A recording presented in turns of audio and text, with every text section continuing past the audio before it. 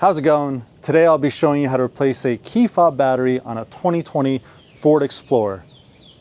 Let's get to it. We have a CR 2032 battery. We have a small flathead screwdriver and we have the Key FOB. So what we want to do is flip it open, and right here on this side, this is the back where it says the Ford logo on it. Take the small little screwdriver, put it into this little hole and pry it open. You got to be gentle. This is plastic, but that's it. That's all you have to do. Now you have the battery.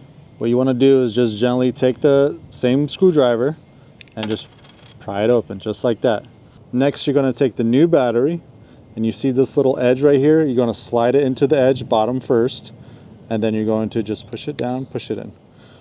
And that's how you do it. So then we're going to take the cover. We're going to put the bottom down first, push with your finger, and then you're just going to clip the edges in, and that's it. Now that we have replaced the Key FOB battery, we want to test it.